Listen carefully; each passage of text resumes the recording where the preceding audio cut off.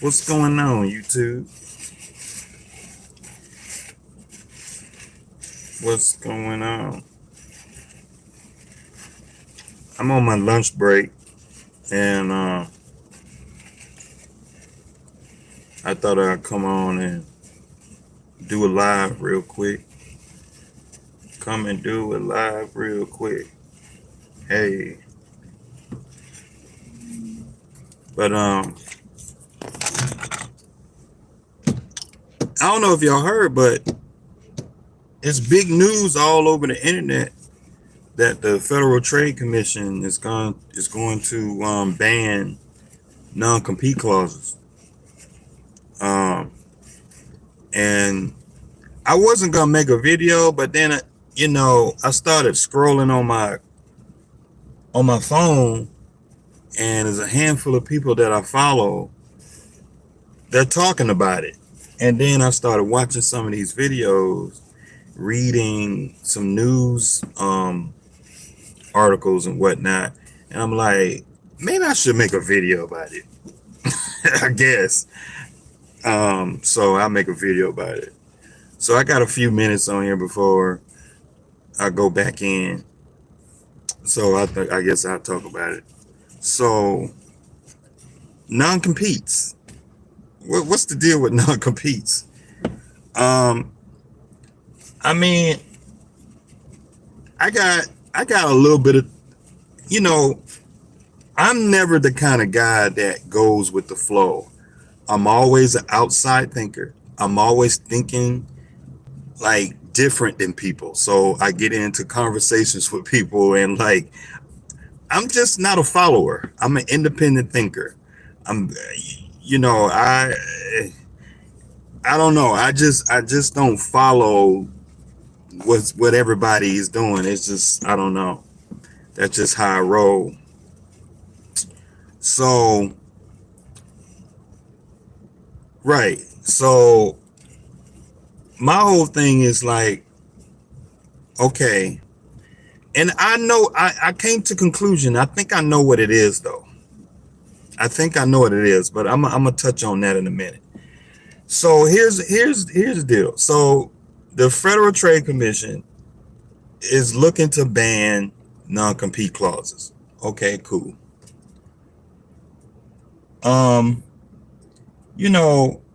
A lot of employers out here have some form of a non-compete clause. They don't call it that, but that's what it is. Like, for example, I work for the government.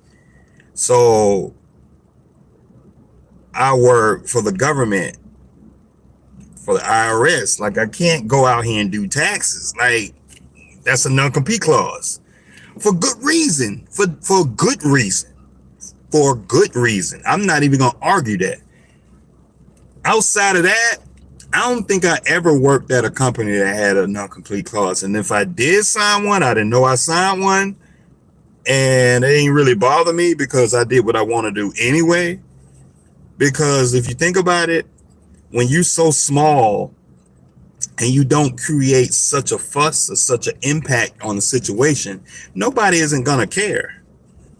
The only time that a non-compete clause come into play, unless you worked at a Fortune 500 company, a Fortune 50, a Fortune 100 company, and like you leak some sensitive information. For example, Boeing, right? You worked at Boeing. There's only like 3-4 major aeronautics companies, aviation companies in the world. So you work at Boeing, and you work on the strategy team. You work directly on the strategy team, right?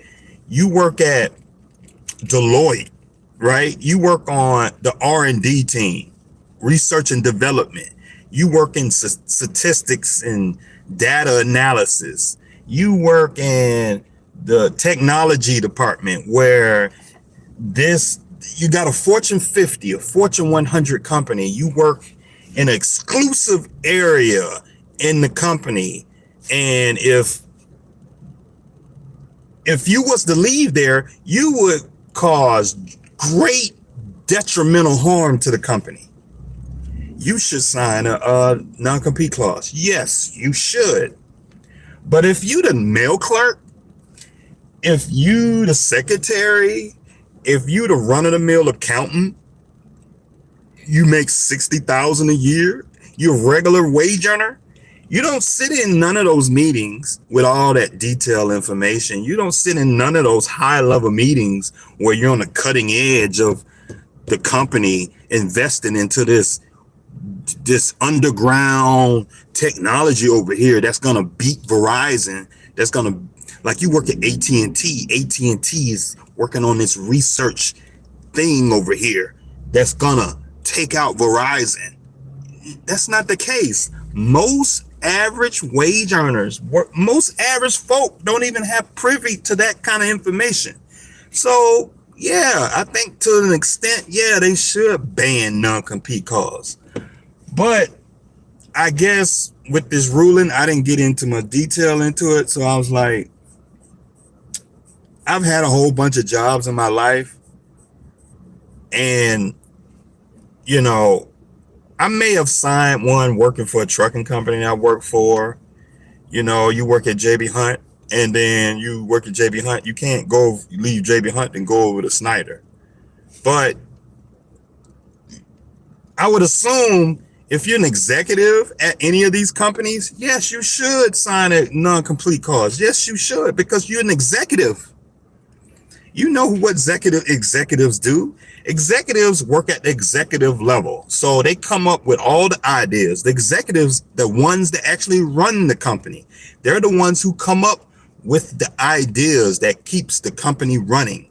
And so if you're an executive and you came up with an idea that changed the way that company, and they implemented that whole idea, but then you got an offer from another company, well, yeah, you should have signed a non-compete clause to where when you leave, you can't take that idea with you. Okay? Yeah, you should. But if you're a regular run-of-the-mill guy that punch a clock, you punch a clock, you don't even make six figures, you don't even show up on the radar. You disappear. When you walk in the door, you disappear.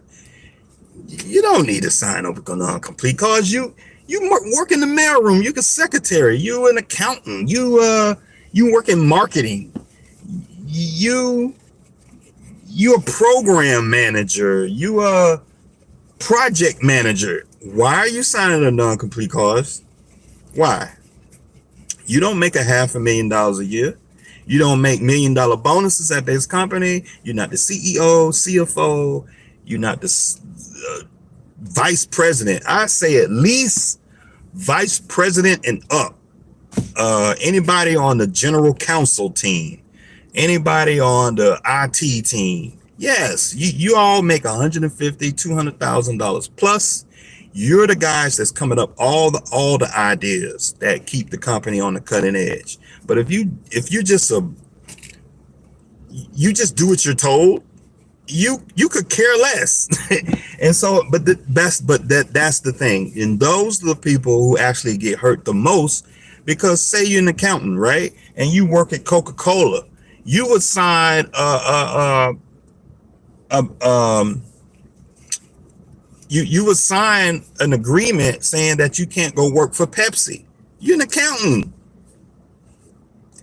But my whole thing is, okay, in America, we live in a free market economy. If a company is asking you to sign a non-compete, don't sign it. I mean, just keeping it real. Like, don't sign it. I mean, nobody's not forcing you to sign it. And so all this fuss and everything out here, like, how about you don't sign it? Oh no, we can't do that. This is America. You can get up in the morning and do what you want to do. Like, just don't sign it. You chose to sign it, right?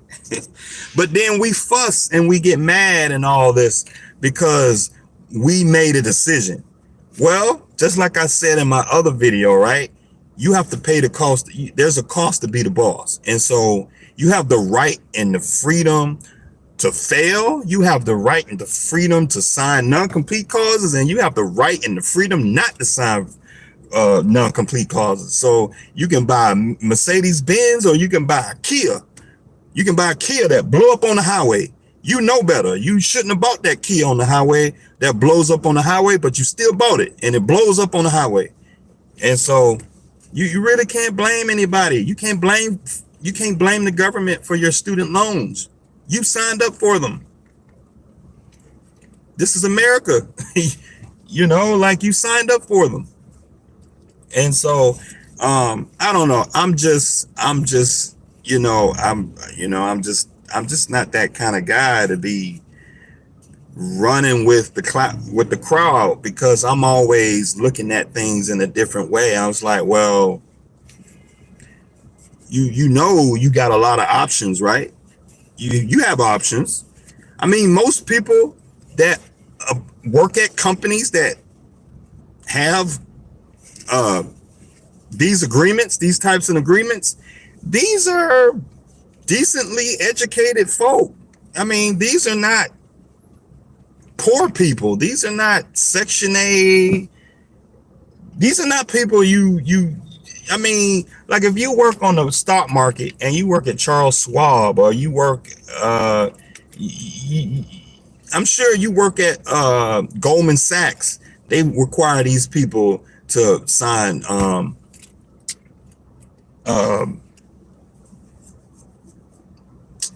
these types of agreements. So it's kind of interesting, because all these types of folk make well into six figures, multi six figures, 300,000-400,000, 7 figures in some cases. You think they're bothered by signing these types of agreements? But then at the same time, your average wage earner that's just paying bills and getting by 60-70K a year, he's signing these agreements, you know. And so I'm always playing the devil's advocate side of it. I'm always like, well, just don't sign it. You can go apply to companies that don't make you sign these agreements. You don't have to work there. Nobody's enforcing you to work there, you know. But that's my take on it. That's just my take on it. And so, to be honest, I think some of this it's a little political. We're in a political season. And so I think a lot of this is political. These agreements has been around for decades, many years, 50 years. This isn't new. And so they've been fighting these things for a long time. And so I think they just want to bring it up and make a fuss over it, because we're in a political season right now. And so it's voting season right now. We have a Republican House. We have a Republican Congress right now. And so I think it's just something to talk about. And me personally, I don't think it's going to really go far, you know, because these agreements, these types of agreements, they're agreements that Republicans would fight, and they want these. So let me see. A guy I know from school has a non-compete agreement with UPS. I was like, wow. Like, okay. You know, I may have signed one when I worked at JB Hunt. I mean, I worked at JB Hunt, and then I went to go work at Snyder.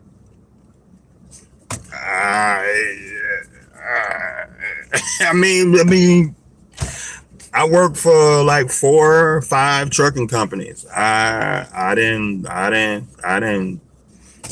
see nothing. But, you know, how does a company know that you're going to work for another company? I mean, unless you tell them, unless you were a fool and tell them, unless you just got a big old mouth and you telling them, it ain't none of their business. You have to take care of your business. You have to take care of your family. And so you apply to these jobs out here, unless you're an executive, and and when I talk about an executive, I mean executive that's in the news. And so if you're Jeff Bezos, just for example, if you're just Jeff Bezos, and everybody knows Jeff Bezos, right? And say you are a vice president at Jeff Bezos is a vice president at Amazon, and he wants to go over to Walmart. Well, Amazon would make Jeff Bezos sign a non-compete clause to say that, hey, you can't go over to Walmart and share our trade secrets. You can't do that. You can't do that. So, but if you a UPS driver and you throw boxes, nobody ain't looking for you. Nobody ain't looking for you. I mean, let's just keep it real. There are a lot of things that we sign. You just got to use your discretion. Using common sense and discretion, you have to move and make mature executive decisions. Ain't nobody suing you. You throw boxes. You make $70K at UPS. UPS ain't gonna sue you for working at FedEx. They don't know who you are. You can go over to FedEx and UPS would never know unless you got a big mouth. I mean, like if you got a big mouth, like if you go over to FedEx and you share with FedEx that, yeah, man, when I worked at UPS, we used to do this and we used to maximize and triple our output. You got a big mouth. That's your fault. You got a big mouth. And so, you know, like some of it is just common sense. This is like common sense things to protect themselves. But I mean, come on, man. Like nobody looking for you. Now, if you're an executive, that's a well-known executive, like I was saying before, yeah, you can't go to the bathroom without somebody knowing who you are. You can't be Jeff Bezos working at Amazon and go over to Walmart as a VP. They know. They all know each other at that level, at that senior level. Everybody know everybody, you know, just like with Swift and Knight Transportation. All them guys at Prime, I mean, all them guys, Swift, JB Hunt, all them executives, they all talk with each other. And so, yes, you need a non-compete clause. Yes, you do. But when you just an average dude, nobody don't know you. Nobody don't know you. You don't even have to put down who you used to work for. Like, and so I get it. But at the same time, a lot of this, I think personally, is all due to we're in a political season. You know, we're in a political season because a ban on, you know, this stuff is kind of, so let me get through these comments. Let me see. It's a big deal for real. They silently rolled the news about it. I didn't even know it was a topic. Yeah, I think they're just, the news needs something to talk about because it's the news. That's what they do. They gotta keep the hype. You know, it's the news. That's what they do. They find BS to talk about because they have nothing else to talk about. You don't need to sign it. They don't need to hire you. My point exactly, Don. This is a free market economy. Now, if we lived in an economy where companies come and bang on your door and force you to work for them, then that's another case. But when we live in a free market economy, you can quit one job and go to another job freely as you please, as a free American, as your right and your privilege to be free in America, to do what you want to do. Fail, you can succeed if you want to. You can work hard. You can lay up at the house for the rest of your life if you really wanted to. And so when you live in a free society as we do, I don't even understand why is this a discussion, because I know me personally, I wouldn't work at a company that forced me to sign a agreement like that. I'll go with access, and people have more power, a lot of voices. They got so many comments on the public, they address it. And then the conversation comes up, the idea come up that, with student loans and stuff like that, um, say you sign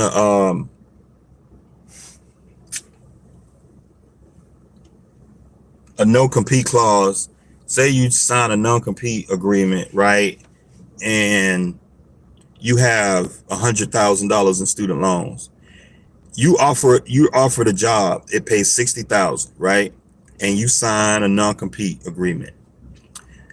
And in that non-compete agreement, it basically says you can't have a second job. What are you supposed to do? You're an IT professional. You make $60,000 a year as an IT professional. You can't go work nowhere else as part-time to help. You can't have this job and work on the side to pay off these student loans. So that conversation comes up. And so it's just like, what are you supposed to do? I just wouldn't do it. I mean, me personally. I mean, God blessed me with damn good sense. I'm sorry. God blessed me with some damn good sense. And I know one thing, I would never be poor because I'm not scared of working. I'm just not that guy. I'm not scared of working. And so anything that infringes on my right to work and take care of my family, I'm sorry. I'm not gonna handcuff myself like that. That's just insane. I'm sorry. That's just insanity. Any man, any woman that signs up for some mess like that is a fool. Because that's kind of the purpose I started this video. It's a little foolish to sign something like that. If you don't make six figures, it's just a little foolish. It's just a little foolish, to sign it. If they pass that junk in my face, I'm like, what is this? Okay, I'm gonna have to pass. I'm sorry. I'm gonna pass on this. You start reading this stuff, because like I read stuff all the time. And I read stuff all the time, man. Like I read stuff about my rental properties. I read stuff about all these little gotchas and clauses and things. And it's just the language in it just don't sound good to me. Mortgages. When I read a mortgage, like, this is just disgusting, the stuff that they do to people. And it's just like, nah, let me get up out of here. And I'm just sorry. God just blessed me with some good sense. I just don't roll with things like that. I'm sorry. I'm not down with handcuffing myself. So that's my whole take on it. Is, some of y'all may not like it, but that's how I roll.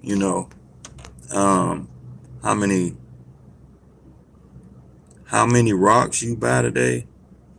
You talking about rocks? What rocks you talking about?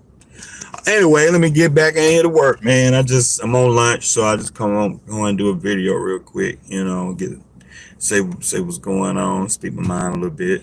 But I appreciate y'all for watching the videos, man. Cocaine. Man, you get on my video.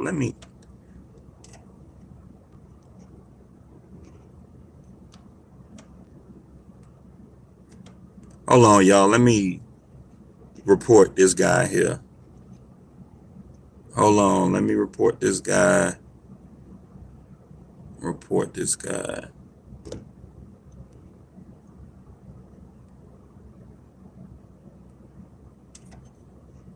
Yeah, man, because I don't know what you're talking about.